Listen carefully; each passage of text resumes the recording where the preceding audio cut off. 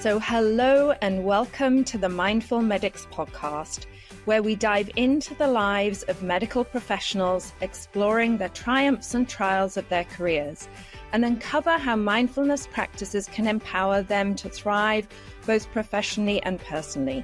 Join us as we discover the keys to a balanced, fulfilled, and healthy life in the demanding world of medicine. Today, I'm delighted to introduce my guest. He is a physician, healer, speaker, educator, and innovator, Dr. Richard Farnam. Hello. Hello. Hi. I'm going to quickly go into your bio, Richard. I have summarized it a lot because you have been a busy man. So Richard got his undergraduate degree at the University of Texas, Austin, and his MD at UT Health San Antonio. And he has an impressive career, as I mentioned, up to date. He is a urogynecologist and one of the most experienced robotic surgeons in the world. He also has extensive leadership and management experience as governing board member at Tenet, former chief of staff at HCA, and market chairman of MIS and robotic surgery. He has also been chief executive for over 10 years of Texas Urogynecology and Laser Surgery Center. As if that weren't enough, he also has extensive experience as a clinical researcher, medical devices expert, national speaker, and surgical educator and innovator. So welcome, Dr. Richard Farnam. I don't think I can beat that. So you guys have a good day. I'll see you next time. Yeah, no, that was a glorious introduction. I look back and all that, and you're like, how do you find the time? I know, it's impressive. So tell us about your early life and what inspired you to pursue a career in medicine. So I grew up where I am practicing now in Texas, in El Paso, Texas, West Texas, and I didn't have any physicians in the family. The last physician that was noted in the genealogy profession was listed as barber surgeon in 1842. So other than that, there's not really been any, I only saw, the family practice doctor or pediatrician growing up. I had a proclivity. I was good at life sciences and, dissecting the pig and anatomy classes and the frog and all that learning that goes around curiosity of the human body and how it functions. And I really wanted to make a mark. I wanted to be able to do something that helped people in my life, and medicine seemed to fit all that, check all those boxes, fit that bill. And so I went to UT Austin and majored in biology, minored in theater, and I ended up getting into the San Antonio as well as Texas Tech for medical school. Chose San Antonio and went to Cleveland Clinic and then New York for my fellowship. And then I moved back to El Paso. This is an area of a lot of need, and I figured that I could take the expertise that I had. When I first moved back here, I was the only surgeon doing urogynecology for a city of 1 million people. So now we have 4 partners, and there's several other groups. And so I think we are doing a great job meeting the needs of this community. Wow, that's impressive. It's funny when you mentioned about wanting to have a career, that made an impact and saved lives. My mum used to say to me when I was a teenager, she used to say, "What better career can you have than saving lives for a living?" And it sounds like you had a similar inspiration too. It's a noble calling. It's a privilege to have each and every patient entrust their lives for you to, in the medical side, in the long term, make their quality of life and their health better. And on the surgical side, in a single surgical episode, dramatically change their quality of life. Yeah, absolutely. So thinking back to your early career, was there any advice that you wish that you had been given, or any advice that you'd give to somebody who was starting their career today?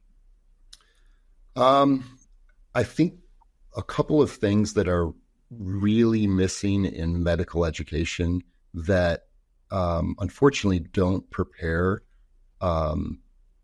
interns, residents, fellows for the real world. We spend our entire 4 year of medical school learning about the body, anatomy, physiology, function, disease states, treatments, but we don't learn anything about running a business. We don't learn anything about billing and coding. We don't learn anything.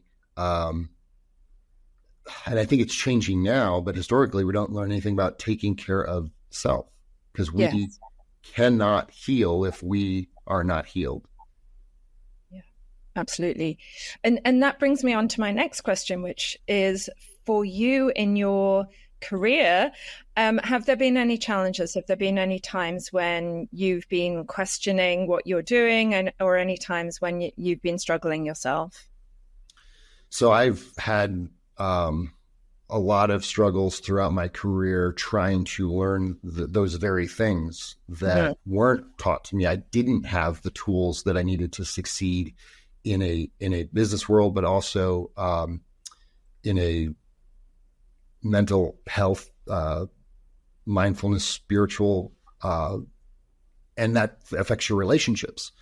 So early on in my career, my lovely wife and I had separated because we just had so many, I guess, things about ourselves where it's ego and me first, and we're both in that type A personality, both physicians, and very selfish. And it was really disruptive for me. It made me question, is this even something that I ought to be doing if I can't even maintain my most important relationship? And fortunately, we were able to reconcile and get back together and understand each other's needs and make no mistake, a marriage is a lifelong commitment to accepting your partner and loving their imperfections and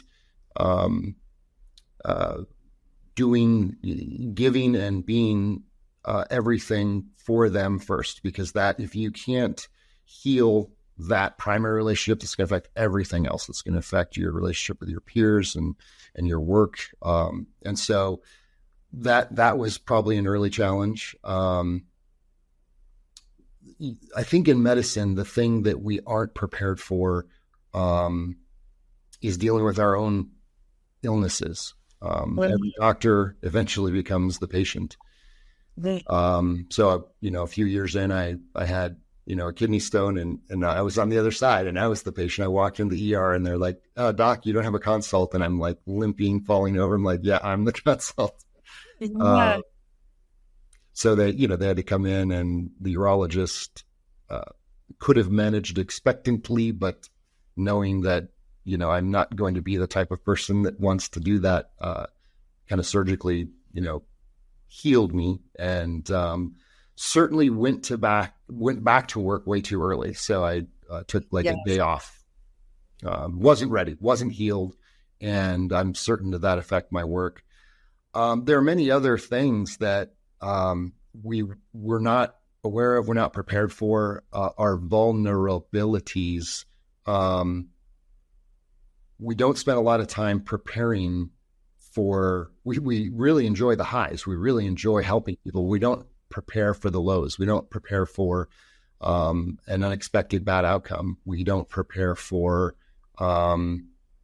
either legitimate or frivolous lawsuits that can completely disrupt your sense of being, steal hundreds of hours from your life that you could have spent with your family or again, healing people. And it's a major distraction. And I think it's probably one of the most shameless things about, there's a lot of problems that we have in healthcare, but one of the shameless things is, allowing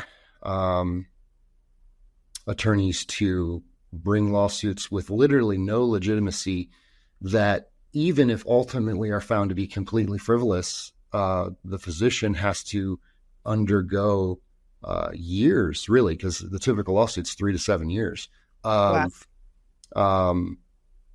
time away from your clinic, time away from your family to do depositions and discovery and trial prep and all these things, only to ultimately find, I mean, what we knew all along, but what then has to be proven that you did nothing wrong. Oh my goodness. Yeah, absolutely. I was lucky enough to practice medicine in the UK, where there is a lot less litigation. And it was one of the things that kind of was on the cons list of, do I certify to practice in the US when I moved here? And, it's 4 years. For those of you who don't know, it's 4 years retraining when you move from the UK to the US to become a physician again. And the thought of the potential litigation and the huge costs of that legal cover was, one of the strong cons that prevented me from doing it. And that's such a shame, because I was in a shortage specialty. I was a developmental pediatrician, and it's not a very sexy part of medicine, and there's huge shortages in it. And it just, that con weighed heavily on me and was a big part of my decision not to become a doctor here. So I feel for all of you practicing here, it's a big burden, both financially and, like you say, emotionally, and resources, the time that it takes, and the toll that it takes on you and your family, I'm sure. Yeah. Well, it's interesting and almost terrifying to hear you say that was a huge part of your decision not to practice in the U.S. because, as you said, there is a huge demand. We're already having shortages, and we're giving physicians reasons not to practice, not to help. And again, I mean, a lot of we have safeguards in place, right? And sometimes things fall through those cracks, fall through those safeguards. As you mentioned, I'm on the board of one of the hospitals, so we evaluate all of these outcomes, everything that happens, and we have to determine, is there a pattern? Is this something that this physician has a challenge that should prevent them from practicing? Mm-hmm. Do not want to take away somebody's livelihood if there's a correctable issue, or sometimes it's just horrific bad luck. Sometimes a physician will have, 3 complications in a row, and all of those complications were admissions to the ER where someone's health had deteriorated to the point where there was no way to save them. Yes. And unfortunately, those things will then reflect on your record as a physician, even though there's nothing anybody could have done. And yes. So again, on the one side, obviously, we have to have safeguards to protect the welfare and the general public. And there are very few, but there are some bad actors out there that are doing things they shouldn't be doing, or weren't trained for, or for the wrong reasons, or just don't have the skill to do what they're doing. And those things have to be identified. The problem is that bar has been set so low that any abnormal, anything that falls outside ends up becoming an investigation on that surgeon that detracts them and takes them away from caring for patients. And not only that, it really has an emotional burden. And you did everything that you could possibly do in that circumstance. And then you have a governing body telling you you're not good enough. And yes. I think there is, unfortunately, if you look at it through that lens, there is an expectation of perfection. There is an absolute expectation of perfection in medicine, in anything imagined or real. So there may be a definitive, objectively measurable complication, like, okay, patient came in and the standard blood loss for this is 50 and you had 5,000. That's a problem. And there could be an explanation for that. But there are things that are matter of opinion or unprovable. A patient may say, well, I don't like the exact way that this scar looks. And, it follows the standard of care, meaning it follows what any reasonable and prudent physician would do. But there is a standard of perfection, and patients, anything that doesn't go exactly, you could have literally saved the life of this person, and they're, upset that the incision is 1 millimeter difference on one side as opposed to the other. Yeah. Now, fortunately, 98, 99% of patients are wonderful and caring, and it is just a privilege to be part of their life and their journey. But, we know that there are, just get on the internet, the internet and follow any chat room, and you'll see that there's a underlying anger and divisiveness, and people are just looking for entities or individuals to blame things on, and it's getting worse. And I don't know, as a physician, that you need to have an identity of self. You need to feel that if you are, and we do, I would say most of us give absolutely everything we have every single day and put ourselves out there to help. And then on the other end of that, being told, well, that's not enough because things weren't perfect. So I think that's a challenge. I think that's something that many of us aren't prepared for coming in, and it really kind of tears you down time and again. And it's all, I think they call it the double wound, right? So you have the wound of failure. Yes. So you did everything you could, and yet there was a bad outcome. So you have the wound of failure, and whether that's a mortality, whether the patient didn't survive, or whether it's excessive blood loss or an admission that wasn't expected, you have that wound that, I love what I do. I spent my entire life doing this, and yet somehow what I did wasn't enough.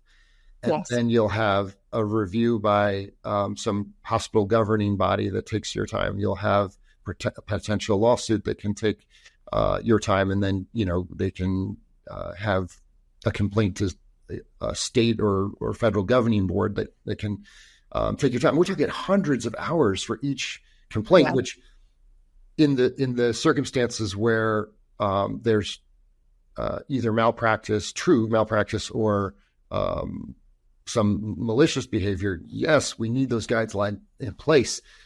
But in my experience, there's 10 times more frivolous complaints that just kind of really erode and wear on the physician than there are,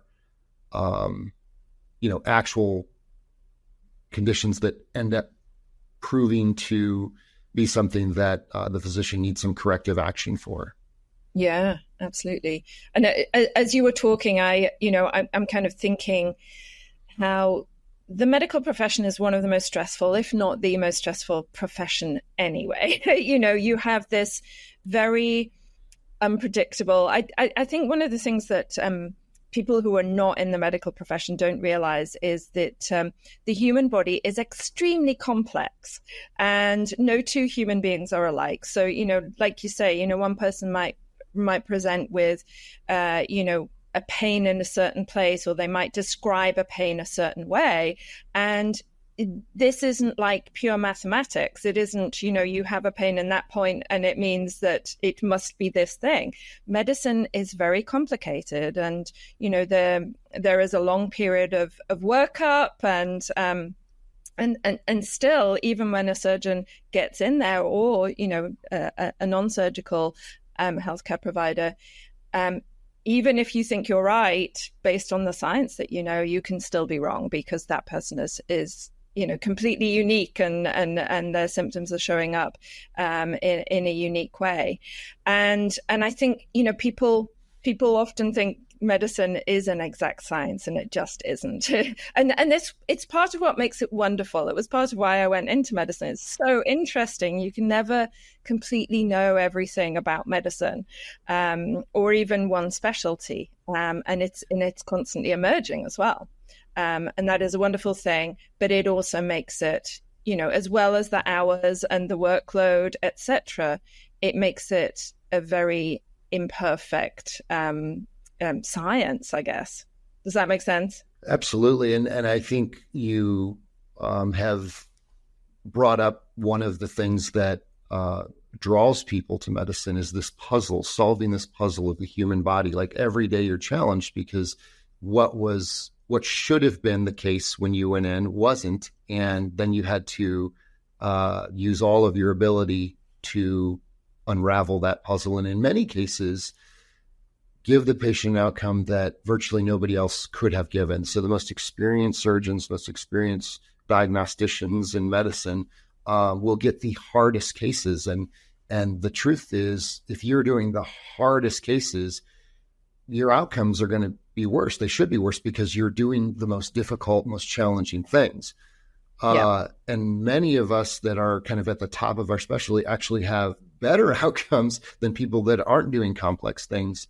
But again, you fall into that, I guess that quagmire of, there was an outcome that wasn't perfect. So is that the doctor's fault? Is that the patient's fault? Is it something that, nobody could have predicted? And you mentioned hours. So, they've cut back the residency training hours to, a paltry 80 hours a week. When I did it, it was 120 hours a week. Yeah. Like I was standing up at the end of a 38-hour shift at labor and delivery triage, interviewing a patient standing. And I was, okay, so has your water, bro? And I fell asleep standing up, talking to a patient. You beat me on that. I once fell asleep in the coronary care unit, while talking to a patient having a heart attack, because it was dark and warm and there was kind of ambient noise going on in the background, and I hadn't slept for 48 hours. And, I sat down in that chair and there was nothing stopping me. So that's impressive, falling asleep while standing. I mean, it's a questionable accomplishment, but you talk about the physician, working in practice, because, 80 hours a week work rule may not prepare you for life as a physician, because a lot of times you come out and, if you're going to be at the top of your specialty, you're going to be working 90 hours a week. And that's not true. I mean, that's not just true of medicine. That's true of, NFL football player or concert pianist or whatever. You're going to be at the top level of what you're doing. And with that much concentration on your job, boom, all of a sudden you get a lawsuit, boom, you get a bad outcome, boom, your wife leaves you, boom, you got a problem with your kids. And there's just no margin. There's just no time. There's no room to deal with anything because everything is so optimized and efficient.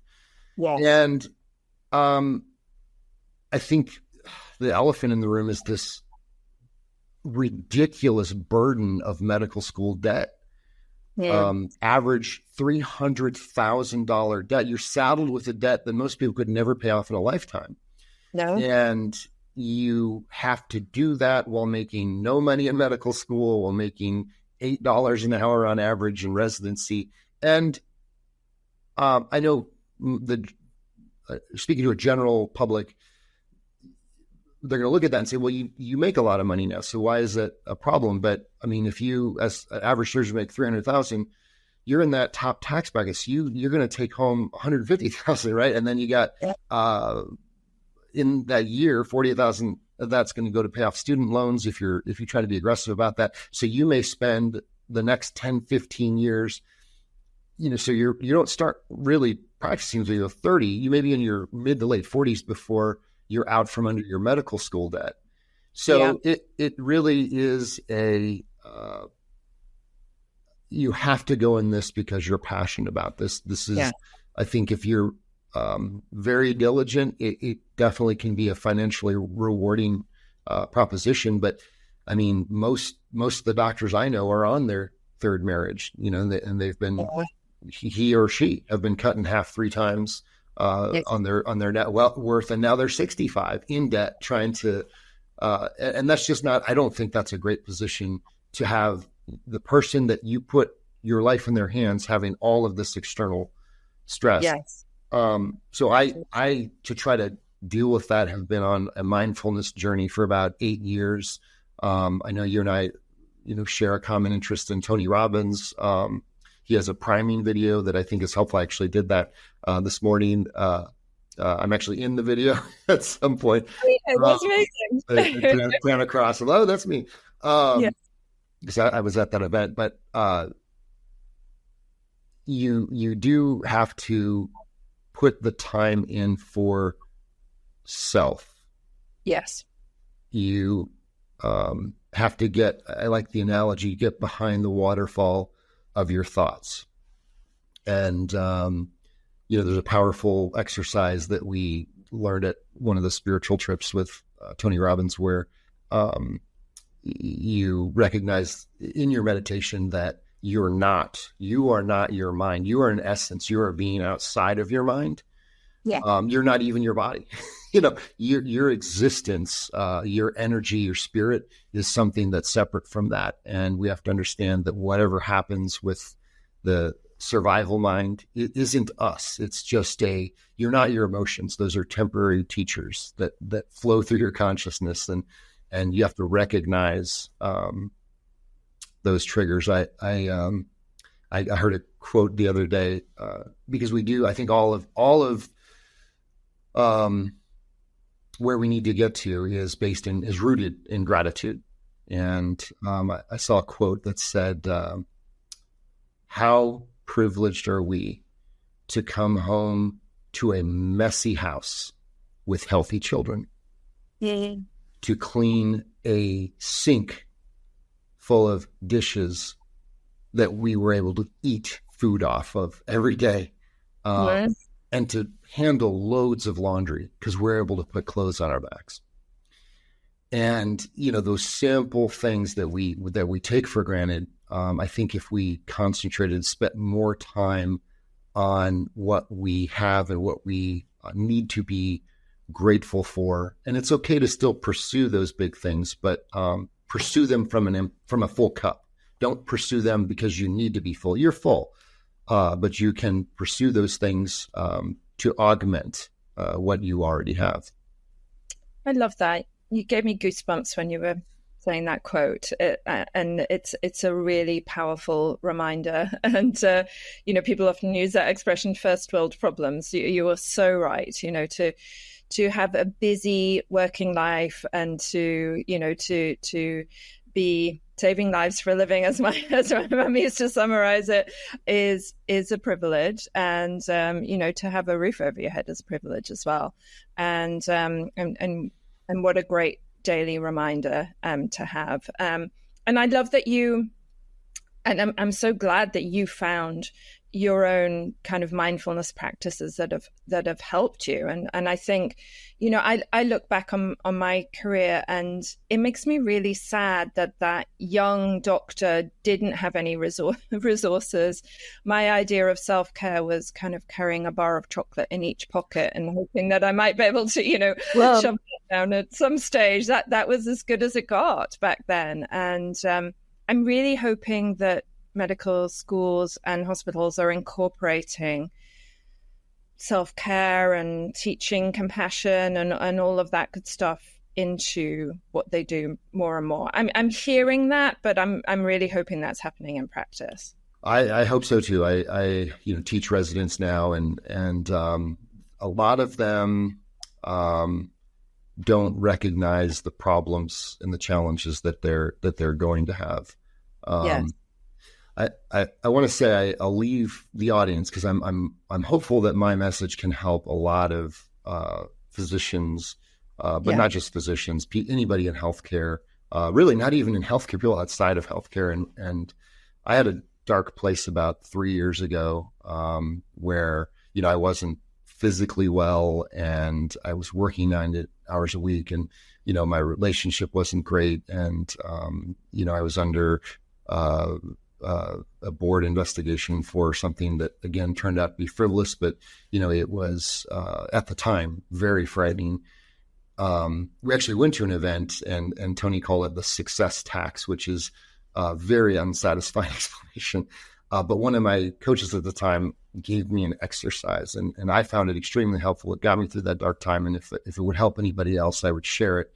Is you need to be prepared to go into a mindfulness practice, and the saying goes, everybody needs to meditate 5 minutes a day. if you don't have 5 minutes, you need to meditate twice a day. Yes. But the practice, you prepare to go into a meditative state and you tell yourself 3 things.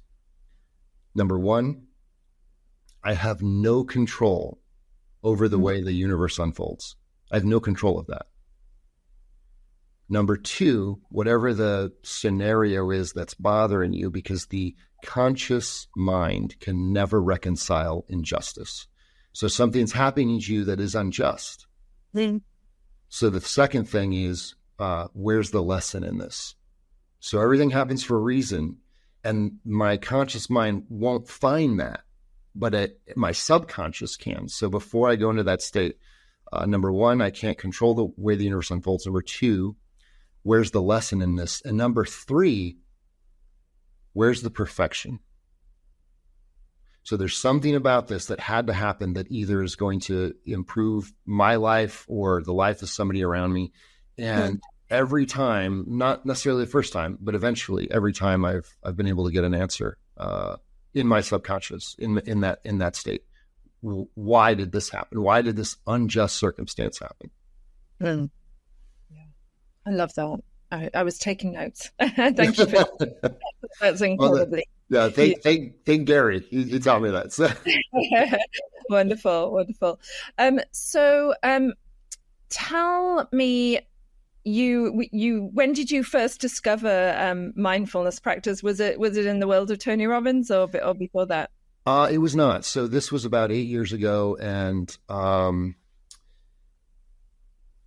I came upon something just in internet searching and looking for things. And I started I didn't know how to do it. Right. I was like, I got monkey mind. I mean, I'm thinking of 1,000 things every minute. So, how do I do this? And actually it was Dan Harris, who was a Nightline reporter, who wrote a book about, mindfulness. And his second book was called Mindfulness for the Fidgety Skeptic, which fits the bill, I think, for most physicians. Wow. But the lesson I learned from Dan Harris is that is the practice. That is the mindfulness. Because people say, I can't meditate. I can't get my mind to be quiet. Yes, you're doing it. So that practice of getting behind the waterfall, the mind, getting behind the waterfall of your thoughts, and allowing each one of them, acknowledging them and letting them pass, focusing on the breath, and eventually, I suppose in the most enlightened state, the sensation of actually leaving your body, your spirit that is you, outside of your mind, outside of your body, actually being able to have a separate experience. Love that. And I often tell my clients that I believe there is a mindfulness practice for everybody. And if you haven't found one that suits you yet, because it is quite personal, you just need to keep on looking. And we are so blessed today with access to, probably millions of free mindfulness practices. So if you haven't found one yet, keep looking. There is one out there for you. And like you said, I think it's really important. I teach mindfulness practice as well, that you don't judge yourself too harshly. Sitting, doing the practice is what you being. It is the exercise, and most of the time it's going to be very, very imperfect, and that's just fine. And it's, I think, for highly ambitious, successful people, to that question, like, am I doing it right? It's like, you're the fact that you've showed up to the practice means that you are doing it right. So wonderful. Tell me, based on your career in medicine, what 3 pieces of advice would you like to tell to the world and healthcare professionals about how to stay healthy and live your best life? So overall, the 3 things: 1 is to have a practice where you take care of yourself, to include mindfulness. Number 2 would be financial literacy. Virtually every physician I know will get that first big paycheck and, big house, fancy car. And even though they're already way over their head in debt, just pour on mountains of more debt because there's maybe a societal expectation or personal expectation or just a burning desire because of, a decade of deferred gratification. Sure. Most of your contemporaries have been engineers for 10 years by the time you actually can come out and after a residency and a fellowship and make money. And so the greatest probably single piece of advice as far as financial literacy would be to continue to defer that gratification, aggressively pay off that student debt. And my financial literacy journey over the last 10 years, I have 4 businesses outside of my clinical practice that I run, including a real estate business and a medical device startup and several other things. But I would say start with, Tony Robbins' book is called Money Master the Game. So that's a very good starting point. But really pay a lot of attention to that because you're going to blink and you're going to be mid-40s and still have a ton of debt and feel trapped in a specialty where you're basically just on the treadmill, feeling like you're forced to continue to work impossible hours just to pay off your debt. And the key off that hamster wheel is financial literacy. And then the third thing is just take care of your physical body. We only got one, right? So that is, there's an obesity epidemic. Somewhere around 70% of Americans are now classified as overweight by BMI standard, which is not perfect, but there's certainly an issue. And I see a lot of physician colleagues not taking care of their physical body and becoming obese, even morbidly obese. And you cannot take care of others if you're not taking care of yourself. Absolutely. Yeah, I totally agree. Those are wonderful pieces of advice. Thank you. Thank you so much for sharing them. And you surprised me with the financial literacy piece. I think that is extremely important. And most people, unless they go into finance or accounting or whatever, have no education in financial literacy. Zero. And yeah, it's not while money may not be the main driver especially for a lot of healthcare providers, most people who are smart enough to become a physician could have got a job doing something that would have earned them much more money more quickly, like you mentioned with the engineers. And so I think, it's money, but money is an important resource. We have to kind of accept that as a fact of life. And we need to be very careful how we use that resource. So thank you for sharing that. So last question, we could talk all day, I'm sure, yes, but yes. The last question is there anything that you're working on right now that you'd like our audience to know about? Well, we're building a social media presence online. I like to say I'm the most popular urogynecologist in the social media space. I'm also the only urogynecologist in the social media space, but as you can see by the sign, it's the Dr. Rich channel. And we predominantly talk about women's healthcare on our channel. This is very low tech, but this is the QR for anybody in the audience that wants to jump on the channel here. You can share that in the show notes. I'm not sure. Yeah, well, I'll send a list. The handle on the social media is at the real Dr. Rich, one word. And I feel that as a physician, I have this glorious privilege of having patients trust me for their medical but surgical care.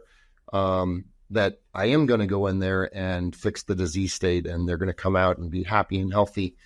And that takes a lot of trust. And but that's one person. That's me affecting the health of one person. And I do a lot of national lectures, probably at least 15 to 20 lectures a year, where I'm training other physicians and trying to just share what I've learned and learn from them and make my craft better. But again, that's only, a few people at a time. So I guess there's two endeavors. One is the social media presence, where I can get the message of healthcare out to patients that, especially in my specialty, urogynecology, where no one talks about prolapse and incontinence. A third of women have prolapse. 18% of women will have prolapse surgery in their lifetime. That's more likely than getting an appendectomy. And yet nobody you think it wasn't a thing because nobody talks about it. So it's having those difficult, embarrassing, don't want to talk about conversations and normalizing talking about important healthcare topics. And so that's really my charge. That's my goal. That's my next big ambition. Also in the field of clinical research, we talked about, there's a project that talking about complications, one of the complications that's not common, but can be severe, up to 1% of gynecologic surgeries and even colorectal surgeries, is cutting a structure called a ureter. A ureter is just a tube that goes from the kidney to the bladder, and it's small, it's hard to see. And so we are the principal investigator on a research trial, a preclinical trial for a dye that will help surgeons see it through the tissue.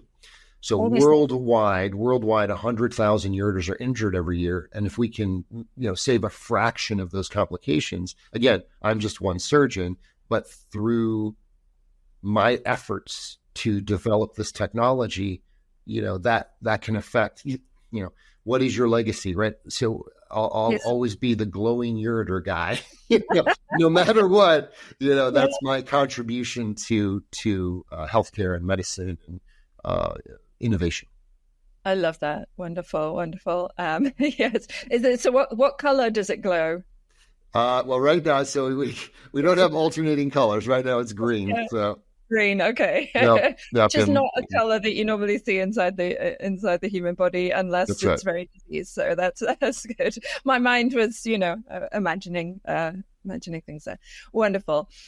So thank you so much. And by the way, I've been following you on social media for a few weeks now after we were introduced, and you do an amazing job of kind of making these very complex and like you say often not talked about topics very accessible. So thank you for doing that. We need to be empowering people to take responsibility for their own health. So I think you're doing an outstanding job on that. I appreciate that. I really do. And it's a labor of love. It's been difficult and it's hard to monetize in this space. And so when we have not yet had a month where it's been profitable. So,